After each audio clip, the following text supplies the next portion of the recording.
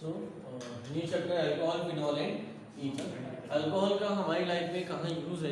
Alcohol, phenol और ether. देखा जाए तो अल्कोहल और फिनॉल इन दोनों का जो मेन फंक्शनल ग्रुप है वो OH ही है। बट अभी डेफिनेशन पे नहीं आता। ईथर को आप सब जानते हो, 11 पढ़ चुके हैं, दिस इज ROR। और ईथर को बनाने की एक method Williamson synthesis hello alkane में भी हमने पढ़ ली। तो वहां दिक्कत नहीं। बट हमारी डेली लाइफ में ये कहाँ यूज हो रहे हैं? अल्कोहल कहाँ यूज हो रहा है? ठीक है, तो अल्कोहल का नाम आते हैं हमें शनिवार याद आता है, सैटरडे। फिनॉल कहाँ यूज हो रहा है? मुझे में पोछा लगाते हैं अल्कोहल पीने के बाद, ठीक है। और इधर की जरूरत कहाँ पड़ती है? ठीक है, मतलब शनिवार की रात कहीं और गुजारी, उसके बाद फ्लोर पे गए और पिताजी के सामने जाने से पहले ईथर लगाया। पूरा मतलब पूरी चैप्टर की जो कहानी है ना, चैप्टर बनाने वाले को सिस्टमेटिक उनको सब पता था क्या क्या होने वाला है। अल्कोहल, फिनॉल और ईथर। अल्कोहल और फिनॉल एक कैटेगरी में है। मैं अगेन एक ही चैप्टर में दिया है एनसीईआरटी में, ध्यान से समझना। कंबाइन करके दिया है एनसीईआरटी में। कैसे दिया है? अल्कोहल और फिनॉल साथ में है।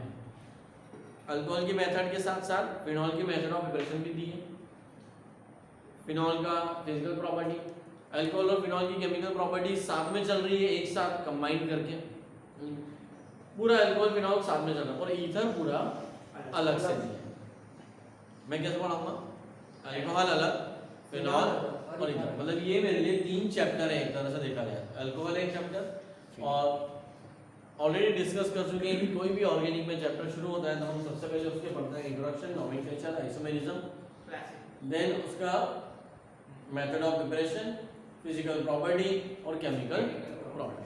बट जो जनरल इंट्रोडक्शन है वो तीनों को एक साथ कंबाइन करके पढ़ रहे हैं कि जनरल इंट्रोडक्शन में हमें क्या क्या समझ में आना चाहिए। तो फटाफट कुछ पॉइंट्स अभी लिखना नहीं। अल्कोहल क्या है? पूरी ऑर्गेनिक केमिस्ट्री में 2 टाइप के कंपाउंड होते हैं, aliphatic compound and aromatic compound. Aliphatic किसे कहेंगे? मतलब straight chain, open chain compounds are known as aliphatic. If OH group, this is known as hydrogen. If OH group is attached to aliphatic compound, then it acts as a alcohol. But if OH attached with aromatic, लेकिन OH directly जुड़ा होना चाहिए किससे? Aromatic compound से directly. तो अभी याद आ रहा है बेंजाइल अल्कोहल। देखो इसको अल्कोहल बोलते हैं, फिनॉल नहीं। अभी समझ में आ गया ना? कि OH एरोमेटिक रिंग के साथ जुड़ा हुआ नहीं। So alcohols are represented by ROH, phenols are represented by AROH. Alcohols are represented by ROH and phenols are represented by AROH. यहाँ पे एरोमेटिक कुछ भी हो सकता है ना? आपको एरोमेटिक रिंग लेकर चलना है। फिनॉल का मतलब क्या समझते हैं बच्चे? कि always phenol means this is phenol. ये भी है, 2 बेंजीन रिंग है यहाँ अटैच है, ये भी है। हालांकि इसका नाम हो गया नेफ्टॉल, बट ये एरोमेटिक फिनॉल है। क्या है? Aromatic phenol. तो फिनॉल तो आपके माइंड में है ही है, बट इसका मतलब ये फिनॉल नहीं है क्या? ये फिनोलिक ग्रुप कहलाएगा, इसलिए इसे कहते हैं फिनोलिक ग्रुप। जिस कार्बन से OH जुड़ा है वो क्या बन गया हमारा? फिनोलिक ग्रुप बन गया। ये अल्कोहलिक ग्रुप और ये हो गया फिनोलिक। सो अभी फर्स्ट पॉइंट में आपके पास है कि alcohols are represented by ROH, phenols are represented by AROH। हम बुक में जिस फिनॉल की स्टडी करते हैं वो है C6H5OH। इसकी मेथड ऑफ प्रिपरेशन, इसकी फिजिकल प्रॉपर्टी, इसकी केमिकल प्रॉपर्टी की स्टडी करेंगे।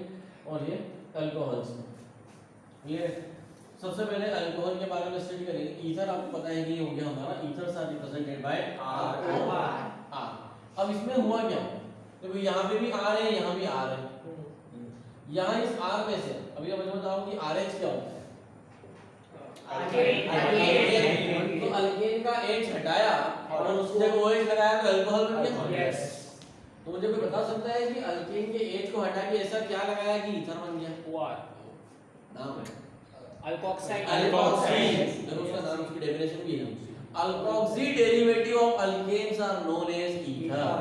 Hydroxy derivative of alkanes are known as alcohols, hydroxy derivative of aromatic compounds are known as phenols. तो this are the three definition, लिखना नहीं है लेकिन ये आपको खुद को ढूंढ के वापस से लिखना है। ये डेफिनेशन एनसीईआरटी में भी है, समझ में? इसलिए मैं लिखवाने में भी टाइम नहीं कराऊंगा, आपको डेफिनेशन लिखना है अल्कोहल की, फिनॉल की और ईथर की, ध्यान रखिए। मैं डेफिनेशन रिपीट जरूर कर रहा हूँ पर लिखवा नहीं रहा हूँ, रिपीट नहीं कर रहा हूँ।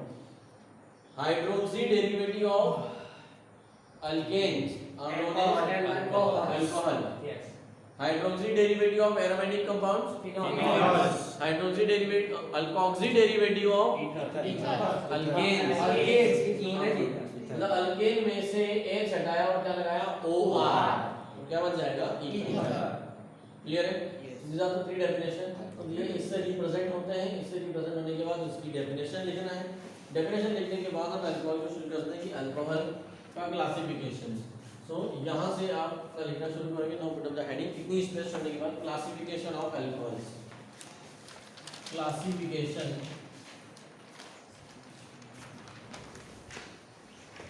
Of alcohols. अब अल्कोहल को कैसे क्लासिफाई करने वाले हैं ये देखना है।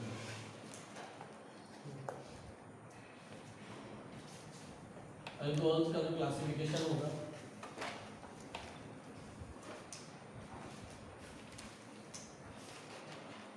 अल्कोहल्स ROH से हम क्लासिफाई करते हैं। सबसे पहली कैटेगरी बनती है monohydric alcohol, monohydric alcohols. Then बनेगी dihydric alcohol, and third category है trihydric alcohols. Monohydric, dihydric and trihydric. अभी समझना, अब किसके बेस पे है? This is the classification on the basis of number of OH group. इसमें OH ग्रुप एक ही है, दो, ध्यान से देखो। इसको हेलो अल्केन से कंपेयर करना बिल्कुल सिमिलर चलेगा। हेलो अल्केन में भी ऐसा क्लासिफिकेशन किया था, मोनोहाइड्राइड, डाइहाइड्राइड और टेट्राहाइड्राइड। तो सर यहाँ टेट्रा क्यों नहीं है? चार OH समझ में, क्योंकि एक कार्बन में कभी चार OH नहीं हो सकता। आया बताओ, एक कार्बन में चार OH नहीं। तो मोनोहाइड्रिक अल्कोहल, डाइहाइड्रिक अल्कोहल, एक से ज्यादा जब OH ग्रुप होते हैं तो उनको पॉलीहाइड्रिक कंपाउंड कहते हैं। क्या कहते हैं? पॉलीहाइड्रिक। मतलब इन दोनों को एक साथ क्या कह सकता हूं? पॉलीहाइड्रिक। ये नॉलेज के लिए ध्यान रखना, पॉलीहाइड्रिक वर्ड बुक्स में यूज होता है, इसलिए आपको पता। अब मोनोहाइड्रिक का क्लासिफिकेशन कैसे किया जा सकता है? मोनोहाइड्रिक इसके दो तरीके हैं। Monohydric on the basis of hybridization, on the basis of hybridization, on the basis of on the basis of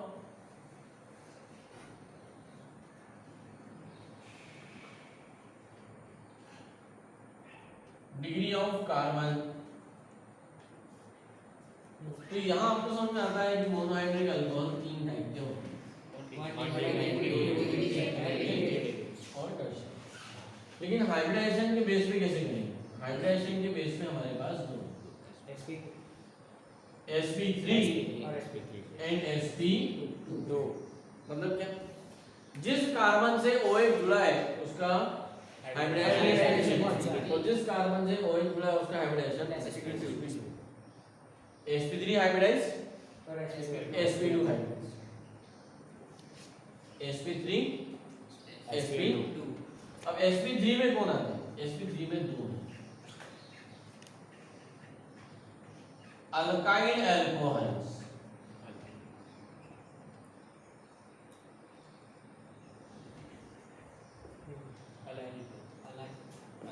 allyl alcohol.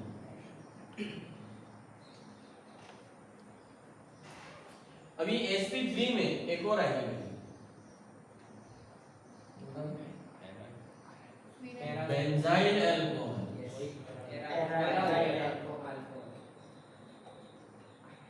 और sp2 में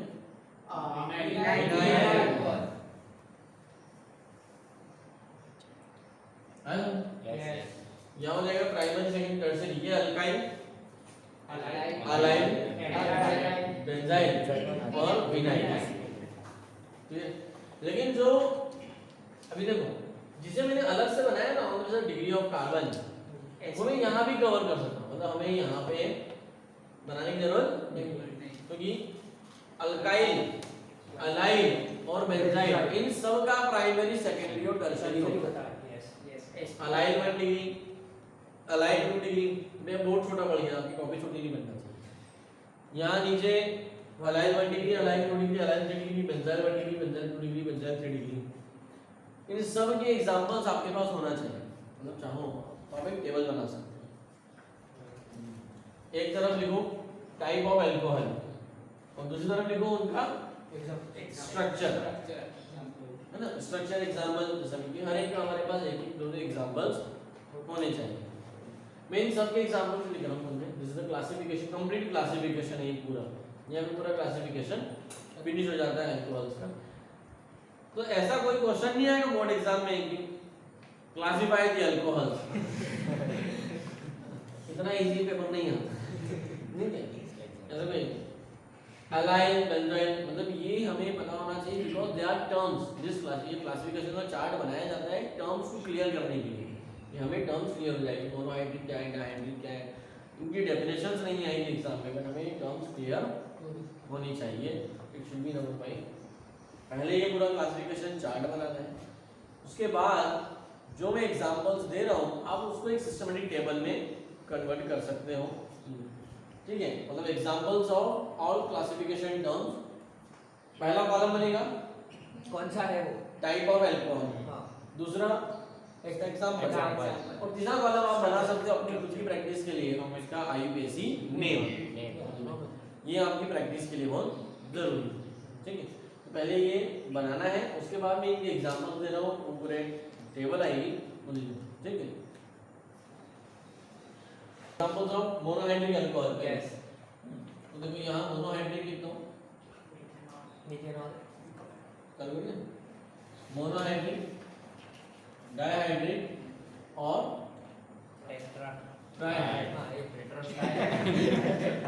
डायहाइड्रिक का एग्जांपल बहुत फेमस, एक ही एग्जांपल पढ़ना है आपको, इसके अलावा कुछ और नहीं पढ़ना है, दैट इज इथिलीन ग्लाइकॉल। और अगर किसी को हाइड्रोकार्बन चैप्टर याद आ रहा हो 11th क्लास का, तो ओजोन लाइसिस करके हमने रिएक्शन पढ़ी है, इसको बनाया था। तो ये इथिलीन ग्लाइकॉल, ट्राइहाइड्रिक अल्कोहल, ठीक है, खूबसूरती का राज, ठीक है, ग्लिसरॉल, ग्लिसरीन नींबू लगा के चेहरे पर लगाओ, काले से गोरे हो जाओ, कॉस्मेटिक एड।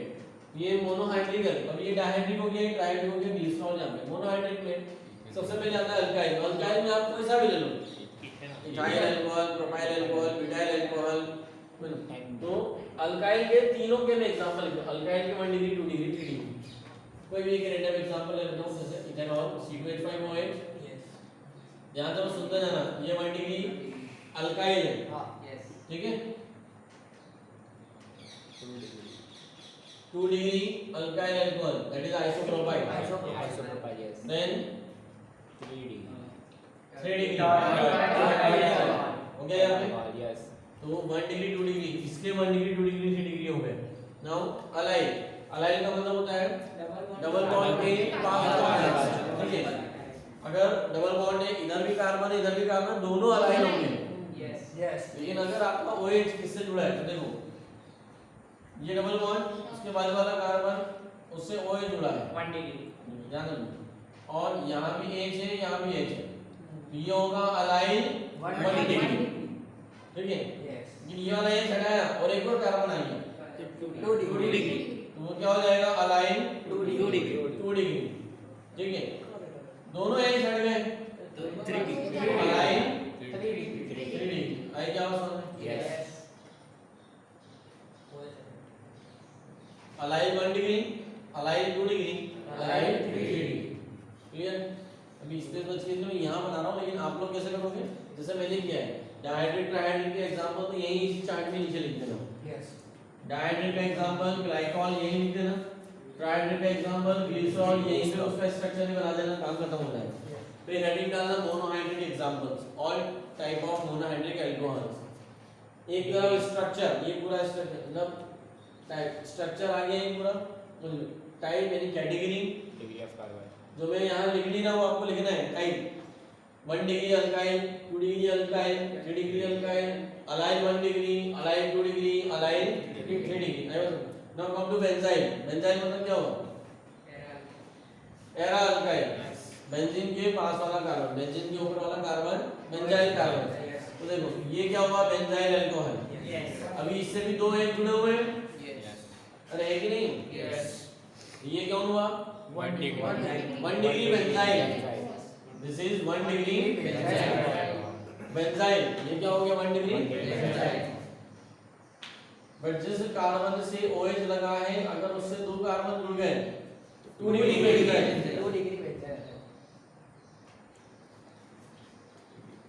जिस कार्बन से OH लगा है अगर उससे 3 कार्बन जुड़ जाए, अब बोलो सर 3 तो दिख ही नहीं रहे, 3 ही आईसी है। एक कार्बन ये है, ठीक है। और बात देखिए बेंजीन का कार्बन नहीं होता ना, यहाँ कार्बन है, ठीक है। ये क्या हो गया?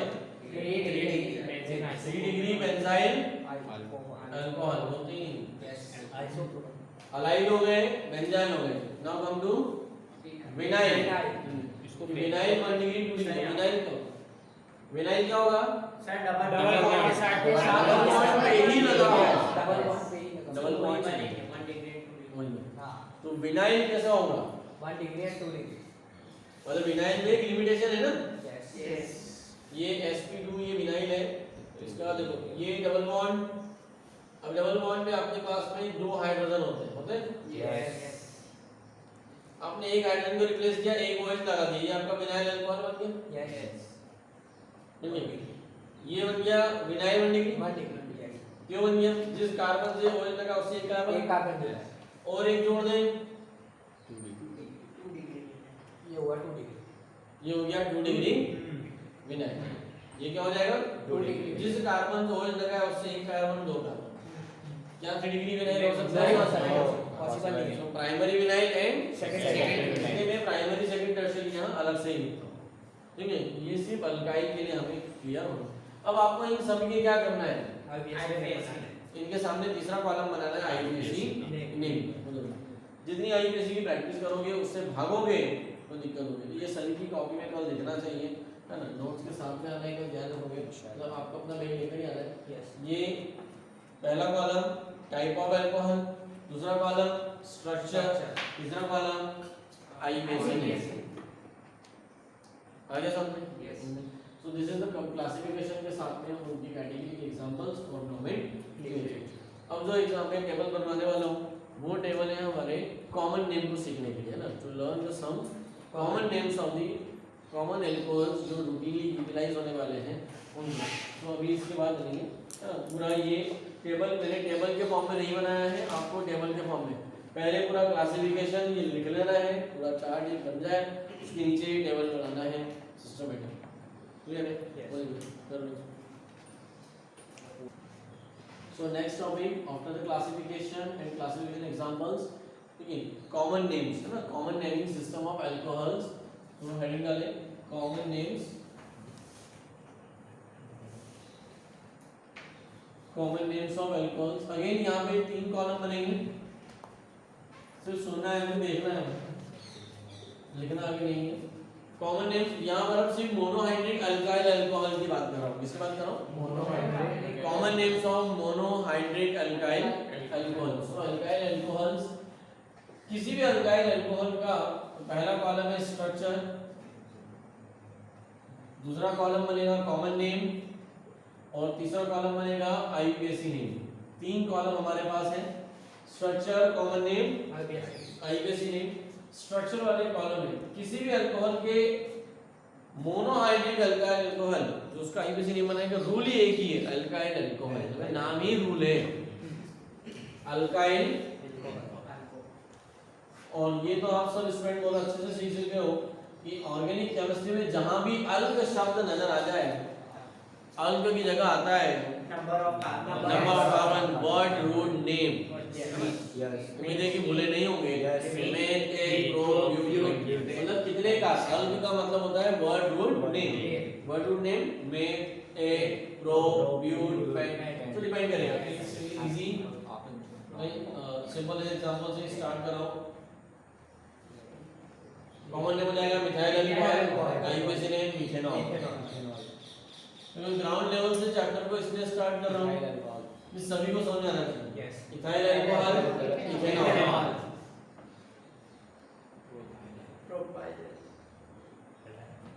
यहाँ आपको ध्यान रखना है एन प्रोपाइल अल्कोहल। यूज करोगे N propyl Propanol. And then propanol. Propane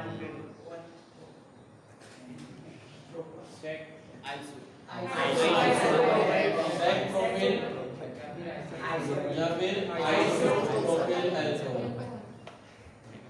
ये क्या है कि इसको आइसो माना जाता है, एक्चुअल में ये आइसो बट ये फेमस हो चुका है कॉमनली, इसलिए है ना, पहले बता चुका हूं। आइसोप्रोपाइल क्लोराइड में भी यही बात करें, रिपीट ध्यान आ रही, इसलिए इसको कॉमनली आइसोप्रोपाइल अल्कोहल एक ट्रेंड बन गया है, बोला जाता है, बट रियल में ये आइसो नहीं। तो ये हो गए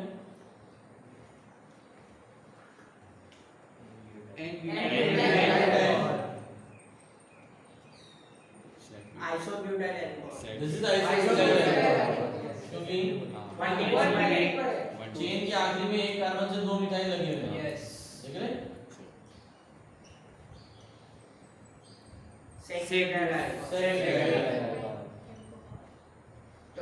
थर्ड ब्यूटाइल अल्कोहल, सभी ये कॉमन नेम और इन सब के अगर याद आ रहा हो हेलो अल्केन चैप्टर उनमें, तो आप बस कुछ मत करना, इन सब OH की जगह Cl लगा के देखो तो ऐसी टेबल आपके पास ऑलरेडी बनी हुई है। तो वहां मैंने कहा था Cl की जगह OH लगा देना, यहाँ कह रहा हूँ OH की जगह Cl लगा देना, तो ऑलरेडी आपके पास ये टेबल है कॉमन नेम्स ऑफ अल्कोहल। इसका मतलब ये नहीं कि हमने टेबल नहीं बनाया, उस टेबल के नीचे आपकी ये कॉमन नेम्स की टेबल आना चाहिए। बट आज जो हमें सीखना है सबसे नया वो है कार्बिनॉल नॉमेनक्लेचर सिस्टम।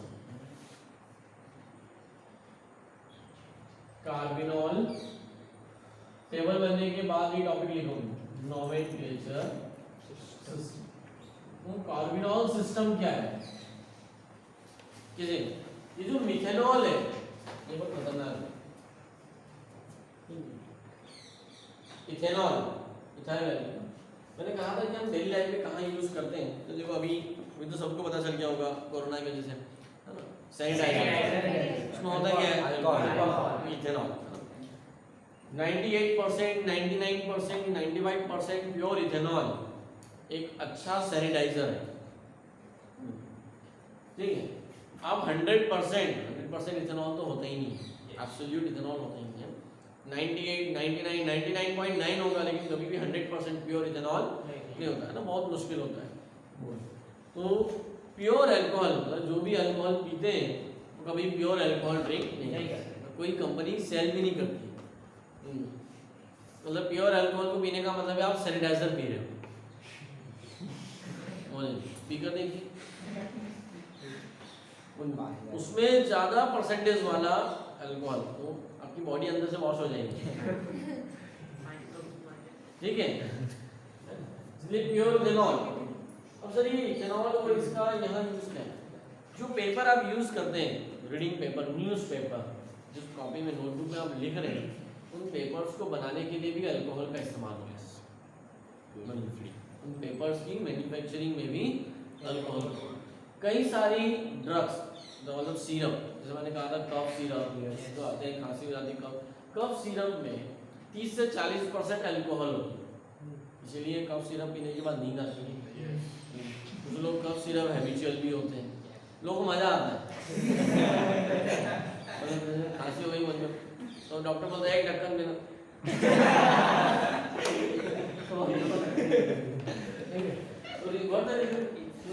होते हैं ना कुछ लोग हैबिचुअल होते हैं। अच्छा कई लोगों की अभी अच्छा पहले तो छोटे बच्चों की तो उसमें कप में लेते हैं, हम आजकल तो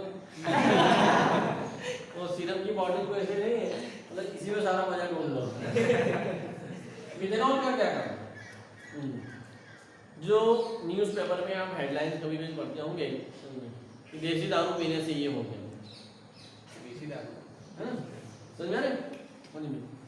जो देसी कंट्री देसी दारू कभी नहीं पीना चाहिए, हमेशा अंग्रेजी शराब की दुकान पे जाओ। मैं शराब का एडवर्टाइजमेंट नहीं कर रहा, ये अवेयरनेस है, तो पता होना चाहिए कि हमें ब्रांडेड पे ही जाना है। कफ सिरप, इवन बहुत सारी टैबलेट्स जो बनाई जाती है वो वाटर में नहीं बन सकती, क्योंकि आपको पता है कि 99% organic compounds are non polar covalent. वो वाटर में क्या है? इसलिए फार्मा कंपनियां अल्कोहल को एज अ मीडियम यूज करती है और उसमें दवाइयां बनाती हैं। अब अगर इथेनॉल तो बहुत महंगा है, उसमें दवाइयां बनाने लगे, हर टैबलेट हो रही है, तो कई सारी दवाइयों की कॉस्ट बढ़ जाएगी। इसलिए सरकार ने मिथेनॉल को एज अ ड्रग यूज करने की परमिशन दी कि वो वहाँ पे एज अ मिथेनॉल को एज अ मीडियम यूज करें।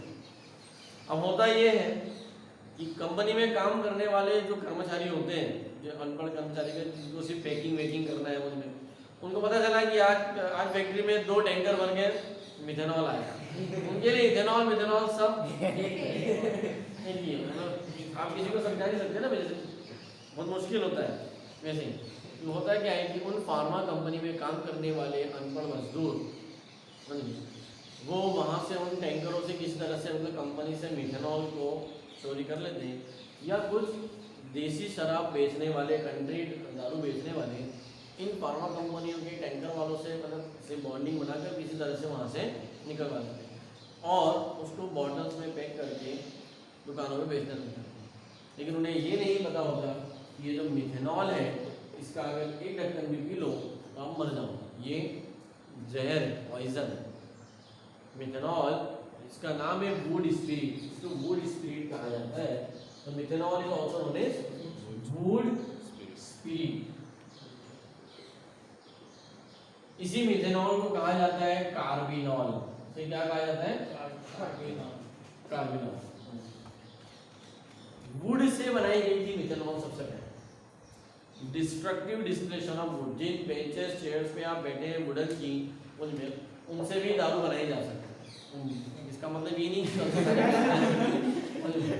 और कारखाना चालू हो कहने का मतलब ये है कि ये वुड अभी बहुत हार्ड हो गई है, सॉफ्ट वुड।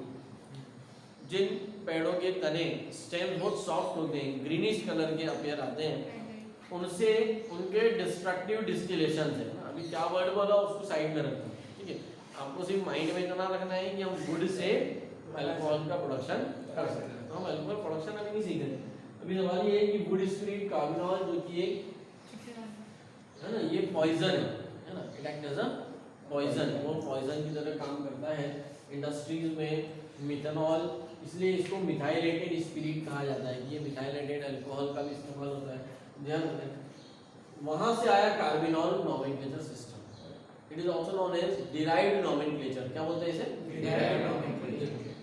अभी मैंने क्या सिखाया कि मिथेनॉल, इसे क्या कहते हैं? कार्बिनॉल। मेरे पास है इथेनॉल, इथाइल अल्कोहल। तो क्या कोई बता सकता है कि इसका कार्बिनॉल सिस्टम में नाम क्या होगा? Methyl carbinol. Methyl carbinol. Derived name है ना, डिराइव्ड में क्या होता है मैंने? गुड। डिराइव्ड मतलब देखो, इसमें से एक हाइड्रोजन हटाया और उसकी जगह मिथाइल लगाया ना, तो डिराइव्ड नाम क्या बना? Methyl carbinol.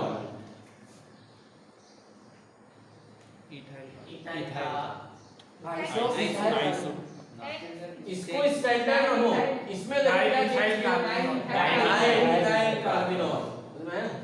यस। डाइमिथाइल,